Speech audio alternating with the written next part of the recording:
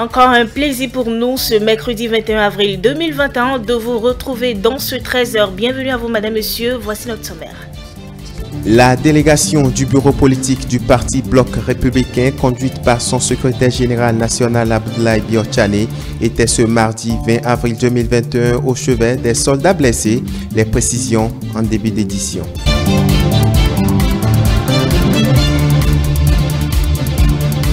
La période de jeûne chez les fidèles musulmans est souvent propice au changement d'habitudes alimentaires. Vous suivrez dans ce journal un sujet que vous propose la rédaction à cet effet.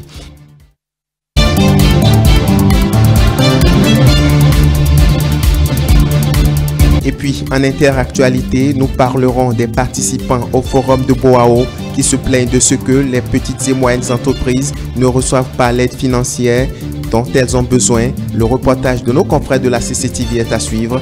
C'est l'essentiel en titre.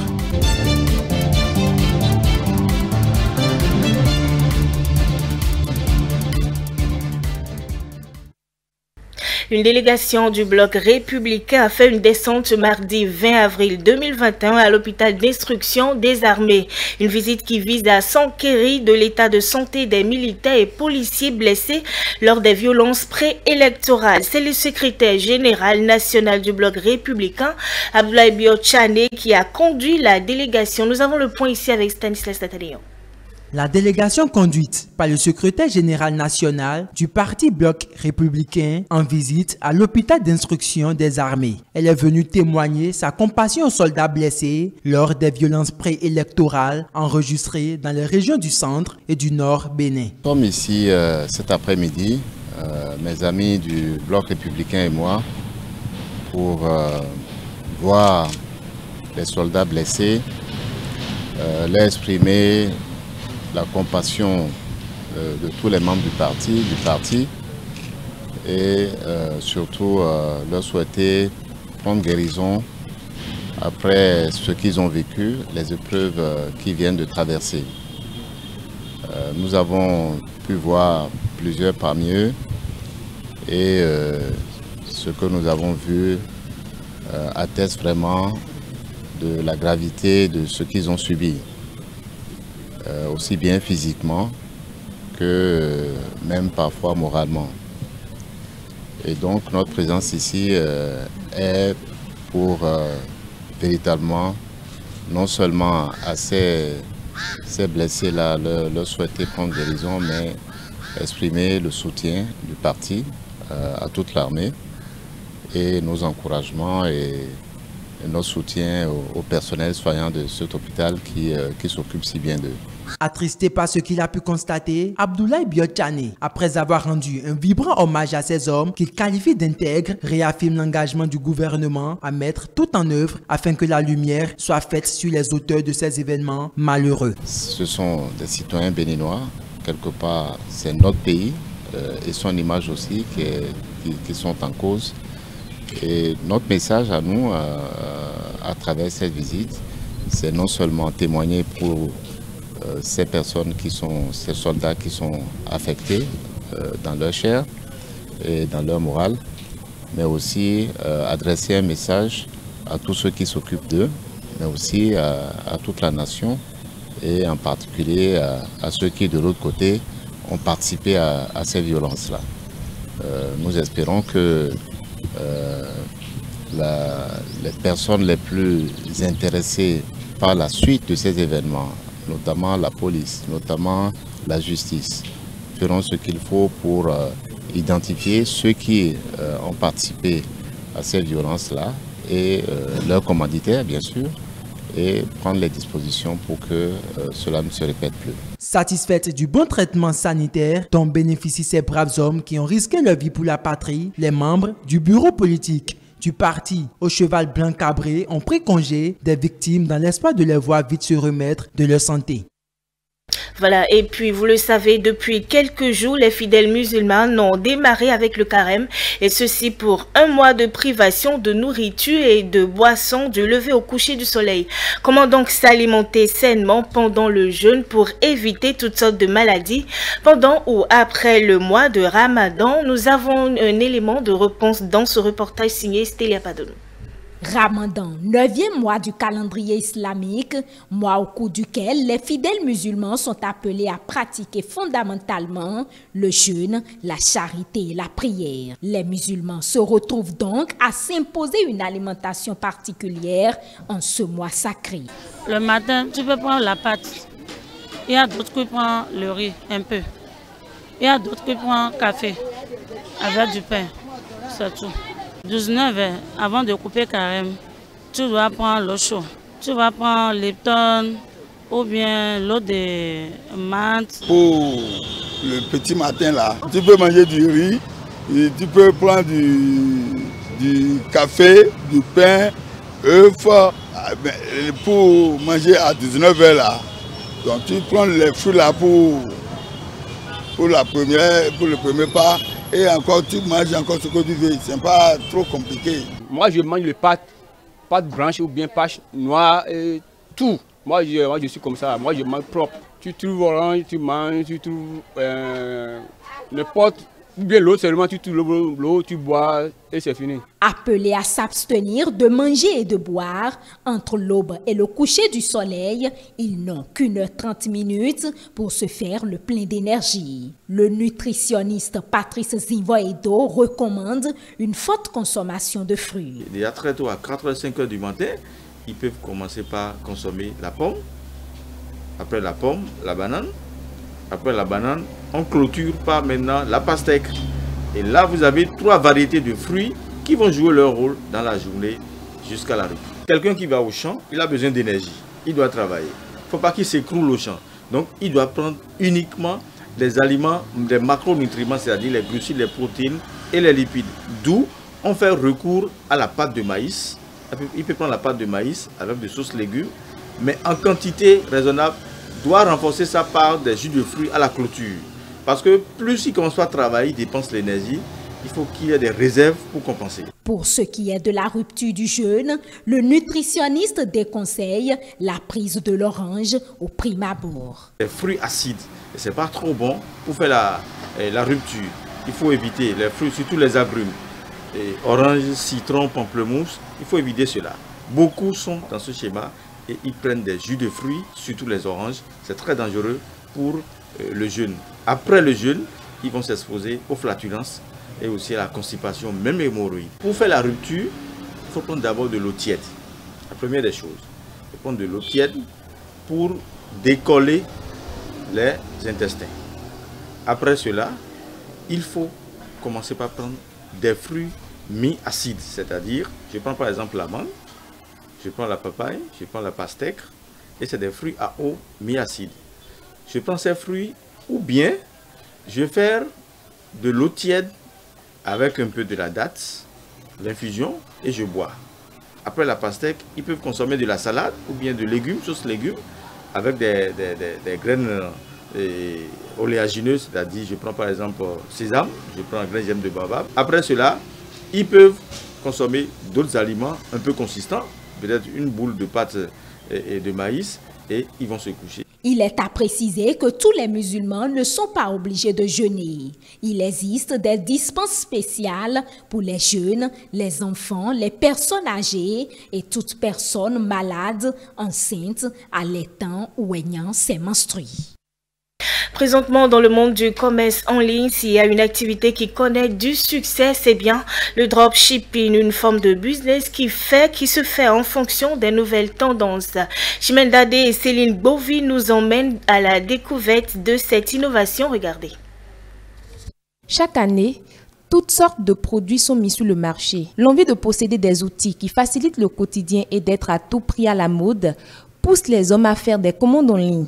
Le dropshipping est un métier issu de cette expansion. Il est pratiqué partout dans le monde. Le dropshipping, qui veut dire en français livraison directe ou expédition directe, est un système tripartite où un distributeur qui met en place un site publie des articles ou des produits qui ne lui appartiennent pas.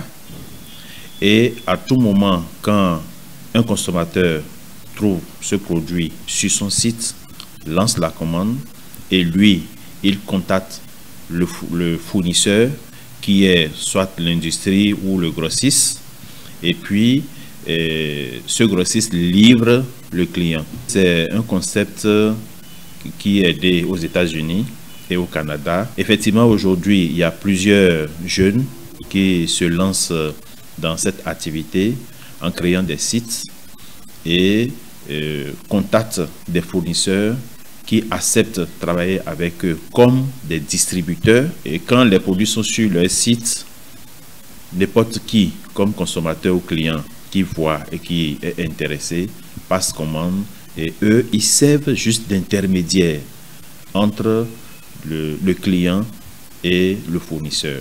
Ryan et Leonardo sont deux jeunes dropshippers qui ont très tôt commencé la vente en ligne. À l'aide de leur boutique virtuelle, ils préparent des articles à mettre en ligne en tenant compte de l'attente de la clientèle.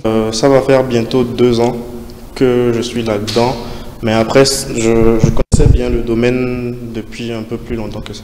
C'est quelque chose qui me passionne et voilà. Moi, j'ai toujours voulu être un grand entrepreneur et tout ça, donc dès que j'ai eu l'occasion, j'ai sauté, quoi. Je prends le produit de mon fournisseur et puis je fais la communication autour du produit. J'ai la possibilité d'ajouter une marge. Par exemple, si le produit se vend à 1 euro, je peux le revendre à 2 euros, ce qui est tout à fait logique en commerce. Et dès que le client il achète, je demande juste à mon fournisseur de lui envoyer son produit après avoir lui envoyé 1 euro. En général, nous par exemple, nous ne vendons pas en Afrique. Parce que déjà, si je vendais en Afrique, je ne pourrais pas livrer en fait les personnes parce qu'il faut qu'ils me fournissent des informations. Si je dois livrer par exemple quelqu'un, c'est qu'il me dit en fait son adresse, son nom, comment est-ce que je peux le joindre. Mais en Afrique ici, par exemple, le niveau adresse c'est compliqué. Donc la cible en fait c'est plus l'Europe, l'Amérique et tout ça. La boutique est déjà là en Côte, donc c'est au vendeur en fait de venir maintenant y mettre les éléments dont lui il a besoin.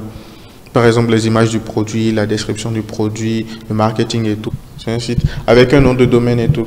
La vente en ligne au Bénin est un système très peu sécurisé. Nombreux sont ceux qui se font arnaquer et ne reçoivent jamais leurs commandes.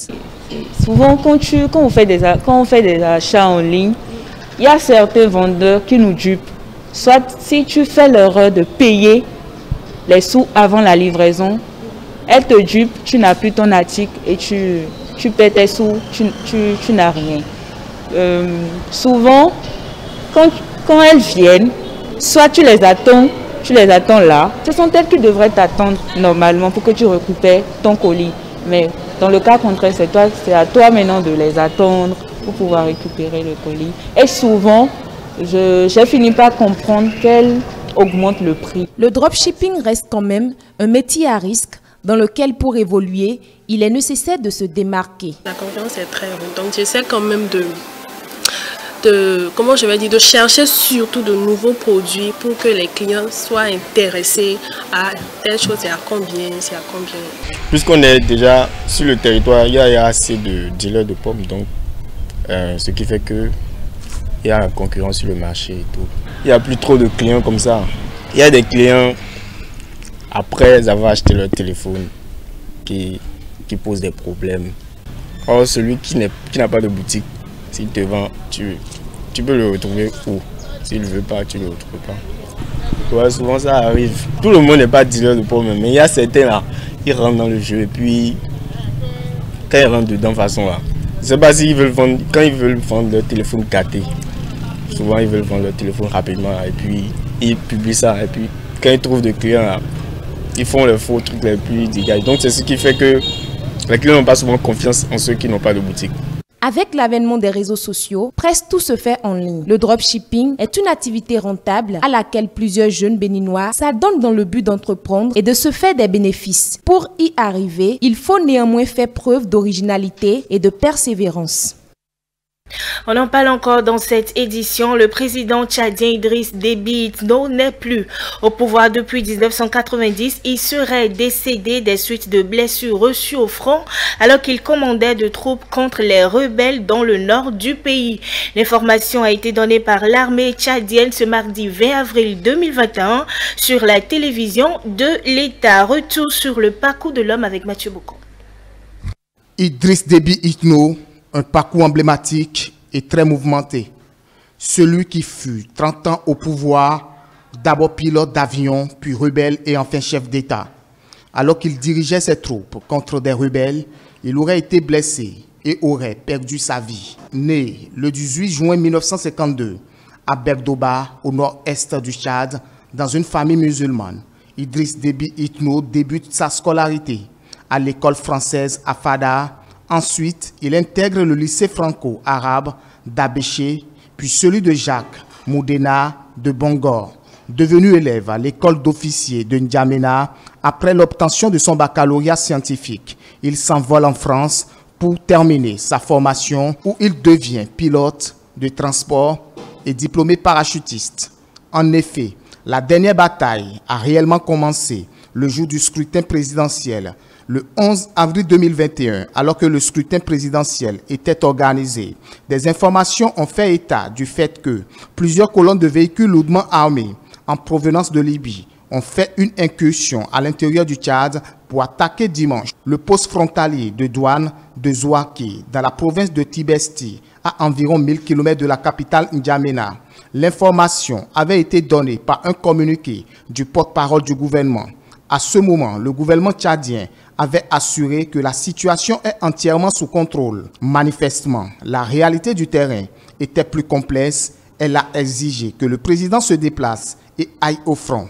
C'est là qu'il aurait été blessé et qu'il aurait trouvé la mort, mettant ainsi fin à 3 décennies d'un pouvoir mouvementé.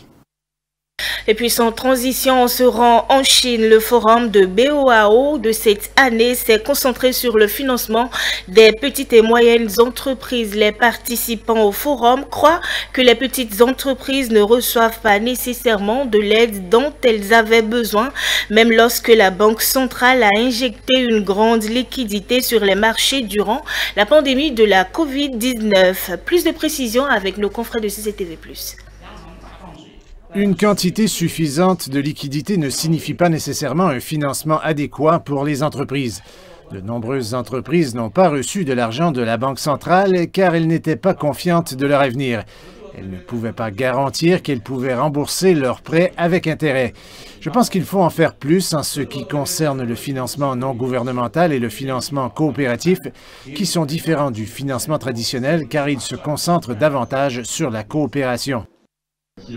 Ici en Europe, la PME typique a beaucoup de difficultés à accéder au financement bancaire et aux subventions gouvernementales, car généralement les banques et les gouvernements exigent que les bilans des PME aient une quantité équivalente de fonds, ce qui limite le financement bancaire et les subventions gouvernementales disponibles pour ce genre d'entreprise. Les entreprises survivent et prospèrent car elles peuvent saisir des opportunités sur les marchés au lieu de trouver des capitaux.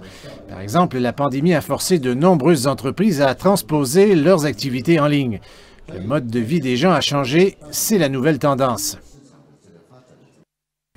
Et c'est fini pour ce 13h. Merci, madame, monsieur, de l'avoir suivi. Juste après moi, c'est la rediffusion de la chronique du soir avec notre consultant politique Agapit Napoléon Maforican. Rencontres artistiques et culturelles et Mag Office sont également à l'affiche de cet après-midi.